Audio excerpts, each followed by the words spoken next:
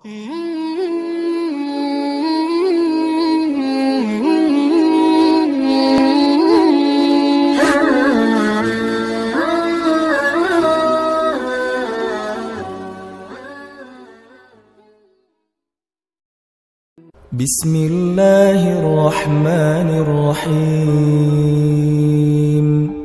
Jangan sampai kita berpikir ketika kita baru patah hati, lantas dunia sudah berakhir. Masih ada Allah. Iya sih, tapi gimana dong hidup saya nggak bisa hidup tanpa dia. Ada Allah. Nanti setelah Allah tunjukin, baru kita bilang untung ya dulu diputusin. Ngomong gitu. Udah gitu kayak pamer gitu ke mantan nih biar dia nyesel. Wah, posting yang keren-keren, hasil editan, pencitraan. Karena salah satu prestasi kita tuh bisa bikin mantannya nyesel gitu kan. Astagfirullahaladzim. Enggak sih, dia mah gak nyesel, biasa aja. Artinya kegeeran kita doang kali ya. Wah, dia pasti udah nyesel nih, gue sekarang dokter. Dia udah nyesel nih, sekarang gue dokter. Dia udah nyesel nih, sekarang gue pengusaha sukses. Dia udah nyesel nih dan segala macam. Enggak pasti juga sih. Yang jelas kita jadi ngerasa benar ya, Allah menyelamatkan saya dari dosa. Coba kalau nggak diputusin dulu, mungkin kita sama-sama udah jadi pembuat dosa yang harus kita bayar mahal dosa-dosa kita itu di dunia dan di akhirat. Satu, oh gara-gara diputusin sama dia, akhirnya Allah mempertemukan saya dengan orang yang lebih tepat buat saya, bukan lebih baik ya. Karena lebih baik itu berarti kita menjudge. Belum tentu dia jelek, enggak. Yang lebih tepat buat kita. Dan dia juga dikasih yang lebih tepat buat dia. Karena kasusnya banyak teman-teman. Ada kasus seorang ibu yang sakit kanker, dirawat di salah satu rumah teduh yang tempat istri saya tuh, ditinggalkan oleh suaminya. Suaminya ketika tahu istrinya sakit kanker malah pergi ninggalin dia.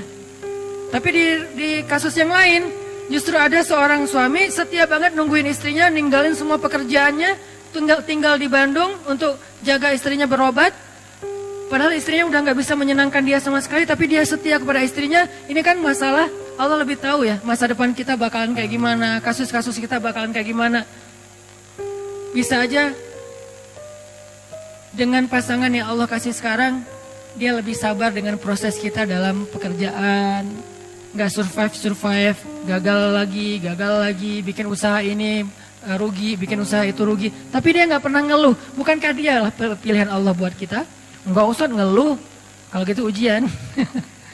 Artinya ada aja pasti kebaikan yang kita lihatlah sisi baiknya. Dan itu bukti kalau Allah alam yajidka yatiman fa'awa. Nah sekarang coba alam yajidka yatiman fa'awa ini kita lihat dalam kasus Nabi. Goalsnya sama, goalsnya supaya kita percaya sama ma wadda'aka rabbuka wa ma qala, itu intinya ya. Nah dalam konteks sirah Rasulullah SAW, kalau kita mau memahami alam yajidka yatiman fa'awa dengan membaca sirah, itu keren banget. Allah tuh benar banget ngomong alam yajidka yatiman fa'awa. Rasulullah lahir dalam keadaan yatim, Allah lah yang memfa'awakan Nabi. Dengan cara apa? Pertama Allah masukkan rasa cinta ke dalam hati kakeknya. Sehingga kakeknya menganggap Nabi sebagai cucu kesayangan di antara cucu-cucunya. Lalu Allah masukkan rasa cinta ke dalam hati ibundanya. Oh biasa Ustaz, banyak ibu yang gak sayang sama anaknya. Nah sekarang ibunya sayang banget sama anaknya. Aminah sayang banget kepada Muhammad SAW. Yang ketiga nih yang agak unik nih. Allah masukkan rasa cinta itu ke dalam hati ibu susunya. Halimah dari Bani Sa'di atau Sa'diyah namanya. Halimatus Sa'diyah. Kan ceritanya Halimah tuh mereka dari kabilah Sa'di itu, dari orang-orang pedalaman, biasanya suka ada musim kerjanya, suka ada kerja musiman. Nah kerja musiman itu apa? Nyusui anak-anak orang terpandang di kota Mekah. Sehingga beberapa cewek dari Bani Sa'di itu pada musim menyusui mereka datang, yang mereka udah bisa menyusui, mereka datang ke Mekah mencari anak-anak orang terhormat di Mekah untuk disusui. Tujuannya dua. Satu, mendapatkan bayaran dari profesi itu. Kedua, bisa mengikat hubungan kekeluargaan antara keluarga si perempuan ini dengan keluarga bayi tersebut yang ayahnya adalah kepala kaum. Itu tujuan menyusui pada masa itu. Dan kalau sudah diikat persaudaraannya jadi kayak koalisi gitu, jadi geng gitu kan. Kalau ada sesuatu yang terjadi kepada keluarga ini, nanti yang akan ngebelain mereka itu adalah kabilah yang mereka sudah punya hubungan tadi tuh. Mu'akhad namanya, atau punya kayak perjanjian gitu. Nah, ketika perempuan-perempuan, cewek-cewek dari Bani Sa'di datang ke Mekah, di antara mereka ada Halimah, mereka kan nyebar tuh. Sesuai dengan rekomendasi dari temannya, yang kenal dari sebelumnya, punya link apa segala macam. Datang ke rumah-rumah orang-orang terpandang di Mekah. Terus cewek-cewek itu pada satu persatu mendapatkan bayi untuk disusui. Ada yang dapat bayi dari anak orang kaya, ada yang dapat bayi dari anak pemuka kaum, ada yang dapat bayi dari seorang anak yang dermawan, apa dan segala macam. Banyak lah, pokoknya banyak keuntungan. Kecuali Halimah. Ketika yang lain udah dapat bayi-bayi keren, kamu dapat siapa? Saya dapat anak kepala suku itu. Wah, beruntung sekali kamu. Berarti keluarga kamu sekarang punya ikatan dengan suku yang paling kuat. Kan keren ya. Pertama bangga, kedua nggak ada yang berani dengan keluarga ini. Karena dia punya link kepada kabilah yang kuat. Kayak gitu berlaku dulu tuh. Terus kayak apa istilahnya ya? Zimmah. Nah, saya baru ingat. Zimmah. Jadi punya jaminan dari keluarga itu. Jadi nggak ada yang berani. Terus kalau kamu dapat siapa? Saya dapat anaknya Fulan. Wah, anak orang kaya dong, dibayar gede dong. Alhamdulillah kalau bahasa sekarang, untung. Tapi giliran Halimah ditanya, kamu dapat siapa? Muhammad. Muhammad siapa? Ayahnya udah wafat. Hah, kamu ngambil anak yatim? Terus yang bayar siapa? Gak ada. Hah, kasihan banget sih kamu, gitu kan ya kalau bahasa kita ya. Halimah diantara ibu-ibu susu yang lain, seolah-olah kesannya dapat yang paling tidak menguntungkan. Tapi ternyata kebalikannya. Kenapa Halimah kok memilih Muhammad di antara banyak anak bayi yang ada di Mekah? Karena begitu ngelihat Muhammad, Halimah langsung jatuh hati. Itu namanya fa'awa. Allah yang menjadikan Halimah jatuh hati kepada Rasulullah. Langsung jatuh hati. Akhirnya Halimah gak peduli anak ini yatim atau enggak, gak peduli dibayar apa enggak, gak peduli keluarganya kuat, kabilahnya atau enggak. Yang jelas saya sayang banget sama anak ini. Itu yang Allah lakukan dengan Halimah. Dipeluk oleh Halimah. Bahkan Halimah memperlakukan Nabi Muhammad kecil lebih baik daripada ibu-ibu susu lain memperlakukan bayi mereka. Karena dibayar, karena profesional. Kalau ini bukan profesional, ini cinta. Lebih dalam daripada sekedar profesi. Dan kayak gitulah cara Allah melindungi Rasulullah. Seandainya Rasulullah punya harta waktu itu, seandainya ayah Rasulullah masih hidup waktu itu, maka Rasulullah mungkin akan dititipkan kepada ibu susu profesional. Tidak sekeren Halimah. Tapi berhubung dia nggak punya harta, berhubung dia ayahnya udah meninggal, berhubung kakeknya itu nggak bisa membayar ibu susuan, akhirnya yang muncul, yang menyusui Muhammad kecil, justru seorang perempuan paling baik di antara semua ibu-ibu susu yang ada waktu itu. Yang paling ikhlas, yang paling tulus, yang kasih sayangnya paling besar, yang paling sayang kepada Rasulullah karena nggak ada motif yang lain. Ini cara Allah tuh keren banget ya. Kalau cara kita, nah gimana nih? Kasihan anak kita nggak ada uang, kasihan anak kita nggak ada kabilahnya nggak kuat, kasihan. Itu kan cuma logika kita. Ini namanya ilmiah. Tapi ada robbaniyah, ada logika ilmiah, ada logika robbaniyah. Kalau logika robbaniyah apa? Alam yajidka yatiman fa'awa. Itulah yang kita berlakukan dalam hidup kita kadang teman-teman. Kadang-kadang kita kan pakainya logika ilmiah ya. Gimana nanti kalau sakit nggak ada jaminan? Gimana nanti kalau udah lulus tapi nggak ada jaminan? Gimana nanti kalau ayahnya meninggal terus nggak ada warisan? Gimana? Ikhtiar mah ikhtiar aja. Cuman iman nggak boleh ngikutin ikhtiar. Dia terpautnya ke langit. Ikhtiar itu di bumi. Udah aja yakin sama Allah. Alam yajidka yatiman fa'awa. Saya anak tukang pangkas, tapi kuliah di Mesir. Saya anak seorang ibu yang cuma ibu rumah tangga. Punya warung kecil di depan rumah, tapi nggak pernah untung. Soalnya dimakan sama anaknya semua tuh, semua dagangan. Jual apa? Mak, boleh ambil. Jadi kerjaan kita tuh makanin warung mak. Jadi nggak pernah untung. Yang ada rugi. Kok bisa kuliah di Mesir? Bukankah alam yajidka yatiman fa'awa? Allah punya banyak cara. Bisa aja Allah kasih caranya dengan saya ada sedikit prestasi dalam bidang tarik suara gitu. Musabakoh maksudnya. Bidang musabakoh kayak alhamdulillah pas tampil bukan karena saya ngajinya bagus, kebenaran musabik itu mutasabik. Peserta yang lain asal tampil serak wae. Yang ini serak, yang ini salah baca. Ya udah alhamdulillah menang ya. Bukan karena bacanya keren, karena yang lain lagi nggak fit. Walaupun didoain juga sih, ya Allah serak dong please. Pas ngaji, jadi agak-agak kurang ikhlas juga namanya musabaqah anak-anaknya kayak atlet gitu karena semangat ya semangat, jatuh dong jatuh, wah jatuh gitu. Jadi artinya kayak tadi lah tanding Pevi ya, Pevi Sanggu tadi teh nonton sama teman-teman. Begitu yang Jepang kan pas Sanggu yang street itu, yang pas Jepangnya main, yang keempat kan bagus semua tuh. Landingnya bagus, sempurna, skornya 8,7, tinggi-tinggi gitu. Pas yang kelima, ya Allah jatuh beneran. Wah, akhirnya kita kayak bahagia gitu kan, lawannya jatuh gitu kan. Berarti Sanggu bisa naik nih. Sanggu juga jatuh. Jadi kita doa, orang Jepang juga doa. Tapi sama-sama karena mungkin bukan masalah ibadah, ya Allah yang menentukan yang terbaik. Tapi ala kulihal, overall sih keren, pride. Barakallah buat Sanggu dan Pevi streaming. Mudah-mudahan tetap semangat. Oke, balik lagi.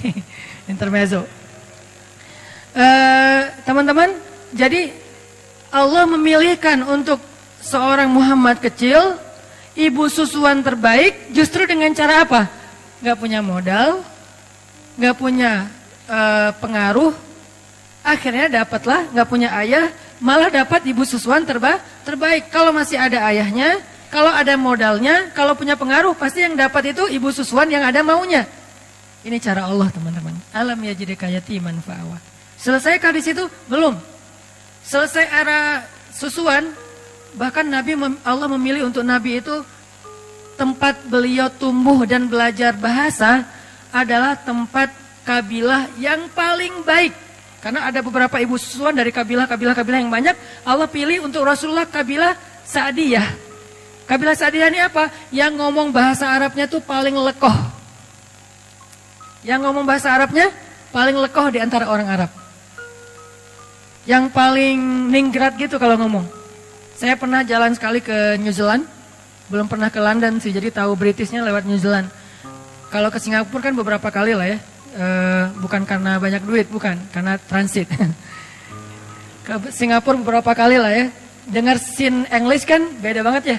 Dengar scene English tuh kayak nggak pakai aturan, nggak pakai grammar, nggak pakai apa, nggak ada lekoh-lekohnya, apa gitu santai ngomongnya. Tapi terus ada bahasa Inggrisnya American lah, orang Amerika yang slang kayak gitu-gitu.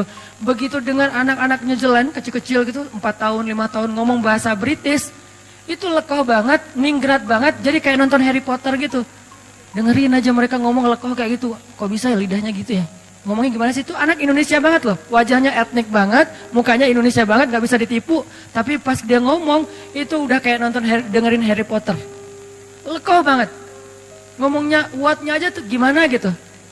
Ngomong no-nya aja kayak dibuat-buat gitu. Tapi kalau kita jadi lucu ya, kalau mereka keren. Nah, Rasulullah tinggal di sebuah kabilah yang ngomong Arabnya tuh paling British.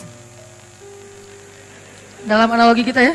Yang ngomong Arabnya bukan sin English, bukan sin Arabic, tapi Britishnya Arabic. Yang paling lekoh, yang paling ningrat, yang diksinya itu yang paling tinggi, sehingga Nabi tumbuh dengan bahasa yang seperti itu di Bani Sa'diyah. Ini skenario dari Allah. Wa wajadaka alam yajidka yatiman fa'awa. Kalau sekolah kayak gitu mahal. Sekolah Arabic yang British banget mahal tuh. Dan yang sanggup sekolah kayak gitu hanya orang-orang kaya. Rasulullah, Allah punya cara sendiri. Allah tuh luar biasa, luar biasa. Gak ada duit, gak masalah kata Allah. Nanti aku undang aja hambaku yang paling tulus, yang dia bisa ngajarin hambaku ini bahasa Arab yang paling British. Arab yang paling British, ini jangan di-cut ya, jadi salah paham. Arab British apa maksudnya Ustaz? Maksudnya elegan gitu. Maksudnya elegan, lekoh, ningrat, diksinya keren. Nah setelah Nabi lekoh bahasa Arabnya, era pendidikan bahasanya udah selesai. Kan yang paling bagus bahasa itu dari kecil ya. Karena anak kecil cepat menyerap bahasa. Baru nanti dia, kayak anak saya orang Aceh, istri orang Jawa, tinggal di Bandung. Tapi kalau ngomong bahasa di rumah, dia yang paling nyunda. Karena teman-temannya anak-anak Bandung gitu. Jadi kalau dia ngomong Aisyah, Maryam tuh kalau ngomong sama saya malah kadang-kadang sering nanyanya ke Aisyah, Aisyah ini artinya apa sih? Aisyah yang ngajarin. Kenapa? Karena dia tumbuhnya di Bandung. Kalau dia tumbuhnya di Aceh, dia bakalan bahasa Aceh. Kalau dia tumbuhnya di Surabaya, dia bakalan bahasa Surabaya. Nah, masing-masing dikasih lingkungannya. Nah, Rasul tumbuhnya di Bani Sa'di, bahasanya paling bagus. Udah selesai? Belum. Nanti ada era lagi, kedua, setelah masanya Abdul Muthalib, Aminah, Halimah, nanti ada era kedua. Awalnya dinaungi atau dipelihara oleh pamannya Abu Thalib. Ini era periode kedua. Dan ini juga luar biasa. Abu Thalib punya banyak anak, tapi yang paling disayang justru ponakannya. Punya banyak anak, tapi yang paling disayang justru ponakannya. Kemana-mana pergi pasti yang dibonceng ponakannya. Muhammad ikut paman, ikut boncengan, memotoran gitu. Motornya keledai, onta, kuda. Memotoran aja keliling Mekah, ke Suriah dulu namanya Damaskus, kemudian ke Yaman. Yang dibawa memotoran sama Abu Thalib touring kemana-mana itu siapa? Ponakannya, bukan anaknya justru. Kenapa bisa kayak gitu? Allah masukkan cinta ke dalam hati Abu Thalib, sehingga diantara semua keluarganya yang paling disayang justru bukan anaknya tapi ponakannya. Allah yang bikin kayak gitu. Sehingga karena sayangnya Abu Thalib kepada Rasulullah kecil, Muhammad kecil, akhirnya Abu Thalib tuh mikirin banget pendidikan Muhammad kecil. Mikirin banget. Gimana ya cara anak ini jadi seorang pemimpin? Anak-anak yang lain gak gitu-gitu amat. Tapi yang ini difikirin, sama kayak seorang ayah mikirin, nanti dia SD-nya di mana yang bagus ya? Browsing, banding-bandingin, komparasi yang satu dengan yang lain, harga, kurikulum, segala macam kan ya? Nanti SMP-nya di mana ya? Nanti dia belajar ini di mana ya? Nanti dia belajar itu di mana ya? Sama kayak sekarang saya mikir anak saya nanti, kalau yang dia laki-laki dia harus bisa satu. Buat saya pribadi ini subjektif banget ya. Karena saya mengkader dia rambutnya harus panjang, keriting, berarti dia surfing, skateboard. Karena model rambut udah dapet nih, kayak reggae banget lah ya. Surfing, skateboard harus bisa. Berarti belakang rumah saya harus bikin mini rem, biar dia latihan sendiri gitu. Satu, dari sisi mainnya. Dari sisi intelektualnya, mulai sekarang karena istri memang sama-sama belajar di Mesir, diajarin bahasa Arab. Jadi kita kalau ngomong rahasia dengan istri di rumah, udah ketahuan sama anak-anak, tahu. Walaupun mereka nggak bisa ngomong bahasa Arab, tapi ngerti kalau kita ngomong bahasa Arab. Saya misalnya bilang mau sesekali makan mie instan gitu kan ya. Kan biar anak-anak nggak ikut-ikutan, saya ngomongnya rahasia sama istri, pakai bahasa Arab. Saya pengen makan makaronah gitu ya. Baba mau makan mie instan ya, gitu langsung. Ketahuan, nggak bisa rahasia-rahasiaan lagi. Atau mau keluar gitu, kita keluar berduaan yuk, tapi pakai bahasa Arab. Gitulah pokoknya. Jadi kita keluar berduaan yuk, nggak usah bawa anak-anak, pasti ketahuan. Kita mau ditinggal, kata mereka. Jadi karena udah dilatih di rumah dari sisi intelektualitasnya, bahasanya, nggak harus lancar ngomong, tapi ngerti secara listening. Terus Al-Qur'annya, pokoknya bagian saya mah main aja, bagian yang tadi pendidikan, apa segala macam, istri aja lah. Ngafal Quran, ngafal hadis, bahasa Arab, yaudah sama Umi aja deh. Sama Baba apa? Yuk kita jalan yuk kita main yuk. Bagian seru-seruan gitu. Supaya dia nanti, kalau saya cita-citanya, anak saya tuh, kalau laki-laki, tampilan reggae, tapi instalasi di dalamnya tuh, softwarenya Mekah. Jadi anak main tapi hafal Quran, pengennya mah, ya namanya juga orang tua kan ya. Nah Abu Thalib mikir banget buat Muhammad kecil. Gimana anak ini jadi seorang leader, gimana anak ini jadi seorang yang luar biasa, pemimpin umat, itu difikirin sama Abu Thalib. Kenapa kok bisa gitu-gitu amat? Allah titipin Muhammad kepada Abu Thalib. Alam yajidika yatiman fa'awa. Allah yang titipin. Kalau Allah titipin itu udah keren banget, udah pasti. Sehingga di sebelah Ka'bah itu teman-teman, sebelah Ka'bah itu ada sebuah spot, sebuah tempat kongres para ketua kabilah, pemimpin kabilah di Mekah, namanya Darun Nadwah. Itu di sebelah Ka'bah. Kalau sekarang mungkin jadi kayak makam Ibrahim gitu kan, kalau yang pernah umroh, daerah-daerah situ. Jadi sebelah Ka'bah ada tempat orang-orang kepala suku Mekah itu sering bikin kongres. Bikin meeting, bikin apa, ngomongin tentang kota Mekah, ngomongin tentang perdagangan, ngomongin tentang politik, ngomongin tentang perang, dan seterusnya. Semuanya di situ, namanya Darun Nadwah. Nah biasanya setiap ketua kabilah kalau pergi ke Darun Nadwa itu, mereka bawa anak kesayangannya yang laki-laki sebagai kaderisasi. Jadi pendidikan pada masa itu tuh bukan sekolah formal, ikut ayahnya. Itu pendidikan pada masa itu. Bukan sekolah formal tapi ikut ayahnya. Sehingga biasanya anak laki-laki nggak akan jauh-jauh dari ayahnya, anak perempuan nggak jauh-jauh dari ibunya. Sehingga Nabi SAW ternyata selalu dipilih oleh Abu Thalib di antara anak-anaknya untuk ikut Abu Thalib ke Darun Nadwa. Yang lain milih anak laki-lakinya, Abu Thalib milih ponakannya. Coba, ngapain dipilih ikut dalam Darun Nadwa? Nanti di Darun Nadwa dia duduk di sebelah Abu Thalib. Duduk di sebelah Abu Thalib, dengerin gimana cara komunikasi dalam sebuah musyawarah, meeting, kongres, gimana cara meyakinkan orang kepada pendapat kita, gimana cara komunikasi yang santun, gimana cara debat yang baik, gimana cara ngatur pemerintahan, gimana tentang politik, gimana tentang jihad, gimana membangun koalisi, gimana, itu Muhammad semuanya dengerin di sebelah Abu Thalib. Kebenaran Abu Thalib yang paling bijak di antara ketua kabilah. Jadi dia kayak belajar langsung ke legend-legendnya gitu. Belajar langsung ke legend-legendnya. Di situ nanti ada Abu Jahal, walaupun belum musuhan ya. Abu Jahal masih dikenal Abu Al-Hakam. Jadi kalau ngeluarin kata-kata itu syair semua. Nabi jadi ngedengar, oh gitu ngomong yang diksinya bagus. Oh gini ngomongnya yang punya wawasan. Oh gini ngomongnya yang menyampaikan teori, analogi segala macam. Muhammad belajar kayak itu. Sehingga ketika Muhammad pulang ke rumah, anak-anaknya Abu Thalib mengupdate berita tentang politik Mekah lewat Rasulullah. Muhammad tadi ngomong apa di sana? Gitu coba. Padahal ayahnya sendiri kepala suku, tapi ayahnya memilih Muhammad kecil. Alam yajidka yatiman fa'awa. Allah itu udah sebaik-baik pembuat rencana lah pokoknya. Ini harusnya menjadikan kita makin belief, makin yakin sama Allah. Kalau diserahin urusan kita ke Allah itu emang dahsyat. Ketimbang kita bikin sendiri. Kita nggak apa-apa merencanakan hidup sendiri, merencanakan masa depan sendiri, nggak apa-apa. Tapi tetap serahin ke Allah urusan apa? Urusan jalannya. Jangan sampai kita melenceng. Karena begitu kita melenceng dan menganggap melenceng itu lebih menguntungin kita, berarti Allah udah nggak terlibat dalam hidup kita. Dan kalau Allah udah nggak terlibat, mentok nanti ujung-ujungnya. Kalau kita ngikutin jalan Allah yang lurus, walaupun menurut logika ilmiah kayak nggak jelas gitu, ikutin aja. Karena emang jalan Allah itu unik. Sering banyak surprise gitu kan ya. Sama kayak Rasulullah, kok gitu sih harus yatim dulu. Kan gak tahu nih alasannya. Pas tahu, oh iya ya ternyata dengan yatim justru dapat Halimah. Kok gitu sih dengan yatim justru dapat Abu Thalib. Dan seterusnya.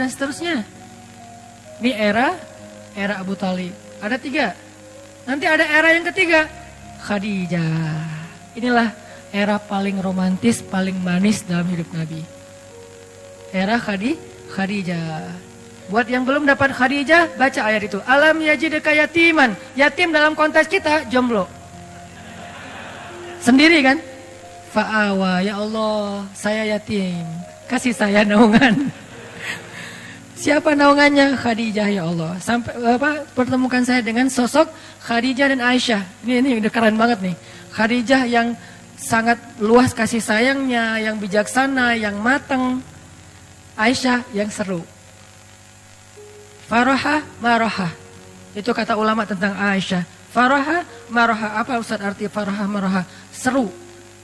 Kalau biasanya saya nggak pakai teks Arab, sekarang saya pakai biar jelas. Artinya saya punya referensi ya. Walaupun gini-gini, LCJ. Kata Ustaz Abdul Somad, at-takabbur lil mutakabbir sedekah. Sombong kepada orang yang sombong, sedekah. Sombong sekali-kali. Kata ulama, Aisyah itu farahah, marahah. Artinya apa? Seru. Asik.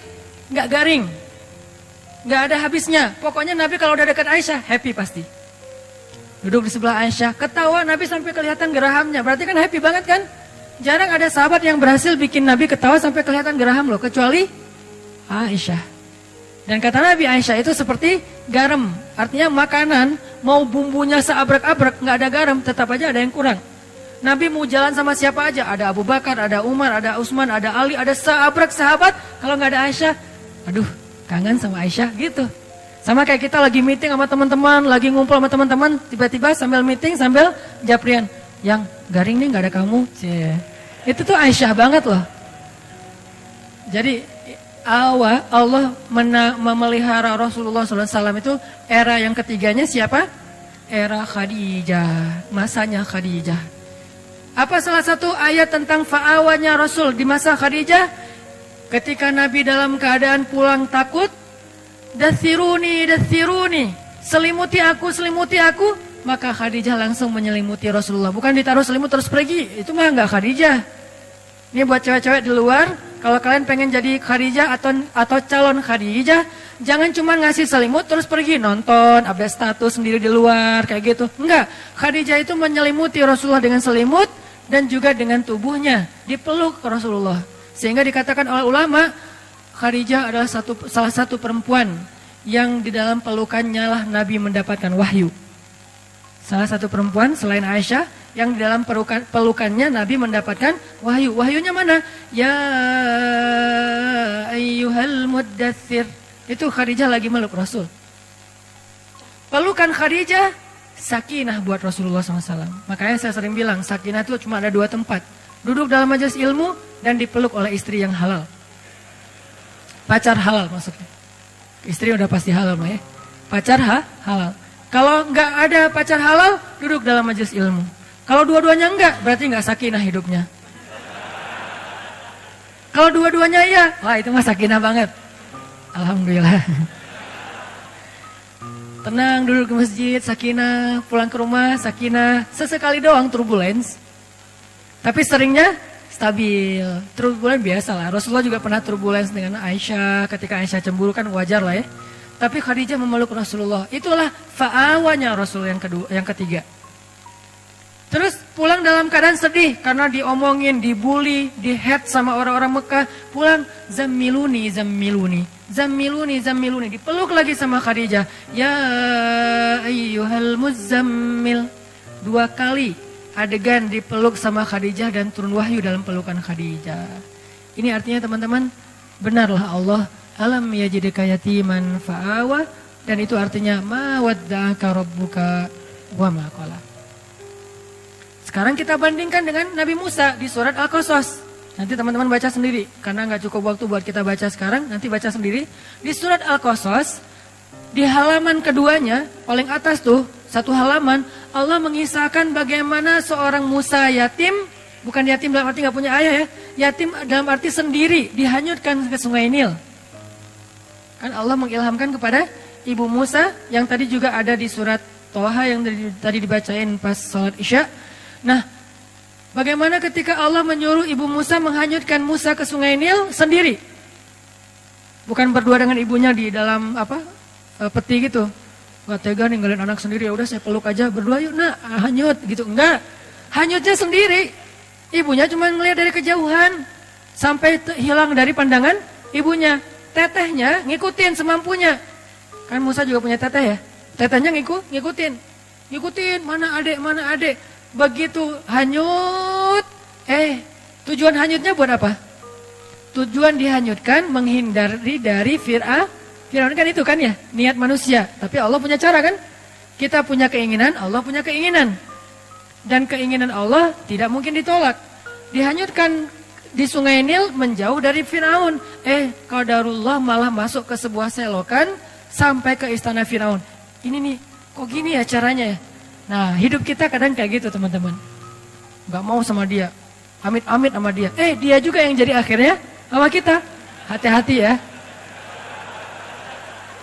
Ini salah satunya nih. Gitu banget.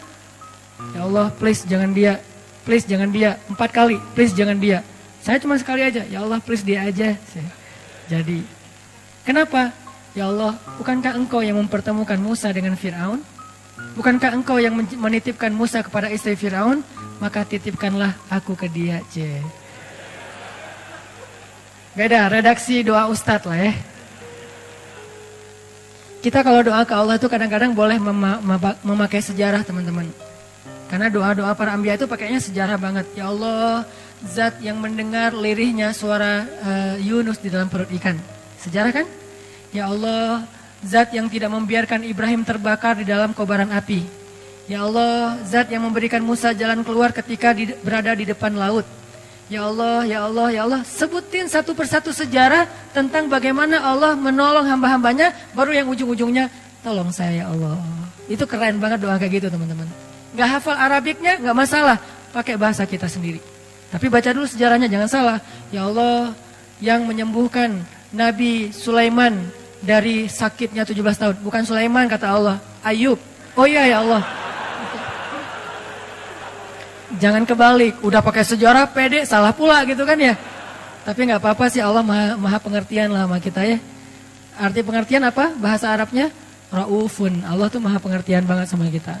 Tapi jangan disengaja. Ya Allah, yang mendengar suara lirihnya Nabi Isa di dalam perut ikan. Kapan Nabi Isa dimakan ikan ya? Itu Yunus hambaku. Ya Allah itu maksudnya. Ya nggak gitu-gitu apa juga. Tapi baca sejarah terus sebutin dalam doa, itu keren banget tuh doa tuh. Ya Allah, yang pada akhirnya memberikan seorang keturunan yang soleh kepada Zakaria. Kan gitu kan ya? Beri saya seperti itu. Dikasih Yahya. Ya Allah, pengen banget punya anak yang nanti dia menjadi salah satu tokoh pergerakan yang membangun yang menyebarkan kebaikan agamamu, keadilan kepada orang-orang yang terzolimi. Ya Allah, seperti seorang ayahnya pendiri Turki Utsmani, panjang gitu. Beri saya anak laki-laki. Saya kasih nama Ertugrul Ghazi. Dikasih. Sebutin sejarah, baca sejarah, karena saya senang banget sama sejarah. Buat saya sejarah itu kayak nonton film. Karena saya hobinya nonton, daripada saya cuma nonton film entertain, kenapa nggak nonton film sejarah? Nonton film sejarah bisa dalam makna nonton filmnya atau baca bukunya, itu keren banget. Nikmatin banget adegan-adegan sejarah. Makin tebal bukunya, berarti makin detail adegannya. Gini banget ya, wah luar biasa ya. Diulang lagi, biar adegannya tuh menghayati, kemudian disampaikan dalam bentuk storytelling. Sirah, sejarah para nabi. Itu pas kita berdoa baca kayak gitu tuh kayak kita kayak lagi nostalgia gitu sama Allah. Ya Allah kan Allah dulu pernah gini. Iya. Allah kan pernah gini. Iya. Ya Allah kan pernah gini. Iya. Sekarang giniin saya dong. Oh ya udah deh gitu. Jadi kayak asik gitu kan doanya kan ya. Tapi kalau doa, ya Allah saya pengen ini. Apaan sih kamu? To the point banget sih jadi orang. Gak ada basa-basinya. Walaupun boleh banget sama Allah tuh boleh banget. Cuman kayak kurang romantis kan. Sama pasangan kita kalau mau minta sesuatu kan, yang kan kamu baik sama aku, kan dulu kamu gini-gini, kan dulu panjang, nih udah ada maunya nih kalau kayak gini kan suka gitu kan kalau kita ya, iya aku mau gini nih, udah deh, karena udah dipuji-puji dari tadi tuh jadi kayak gimana gitu ya, udah sayang kasihan. Allah tuh bukan mau dipuji, bukan harus dibeli dengan kata-kata gombal, bukan. Allah berhak mendapatkan itu. Kalau manusia aja kita gituin, Allah lebih berhak mendapatkan itu. Bukan karena Allah pengen digituin, tapi Allah yang paling berhak mendapatkan semua gituin. Maksudnya semua pujian kita gitu. Itu teman-teman. Jadi balik ke Musa, akhirnya hanyut ke sewakan, masuk ke tempat pemandian keluarga besar Firaun ditemukan. Intinya ada kalimat yang tadi saya baca di surat Thaha, ini kata kuncinya. Wa alqaitu ilaika mahabbatan minni walitusna'a ala aini. Itu kata kuncinya. Ketika ditemukan oleh keluarga Firaun, diberikan kepada istrinya Firaun, qadarullah istrinya Firaun belum punya anak. Itu skenario Allah. Istrinya Firaun belum punya anak. Begitu ngelihat bayi itu, wa alqaitu ilaika mahabbatan minni. Tiba-tiba aku masukkan mahabbah, cinta dariku ke dalam hati perempuan itu supaya dia mencintaimu, jatuh hati. Ini Allah yang bikin. Itu bukti ayatnya. Wa alqaitu ilaika mahabbatan minni. Aku masukkan cinta dariku kepadamu melalui seorang perempuan yang menemukanmu. Walitusna ala aini. Kemudian kamu dibesarkan di istana itu dengan pengawasan dari aku. Allah yang mengawasi. Walitusna ala aini. Kamu dibesarkan, kamu diperlakukan, kamu diapa-apain di dalam istana, ala aini, aku yang mengawasi. Coba. CCTV-nya langsung dari langit. Satelit. Ala aini. Ini kalimat jaminan banget loh. Walitusna'a ala aini. Maka minta kepada Allah, ya Allah, peliharalah saya di bawah pengawasanmu. Sebagaimana engkau memelihara Musa di istana Fir'aun. Sejarah kan? Sehingga ketika Firaun mau menyakiti Musa, Allah yang membela. Lewat siapa? Lewat istrinya. Datang Firaun, siapa ini? Pasti bayi Bani Israel nih yang mau dihanyutkan supaya nggak dibunuh. Nggak tahu, nemu, kata istrinya. Ya udah aku bunuh aja. Yang jangan gitu dong. Kalau udah diyang-yangin kan susah ya sama istrinya. Istrinya cantik pula, keren lagi tuh, dan kesayangan Firaun banget. Sehingga akhirnya istri Firaun membujuk Firaun, Fir,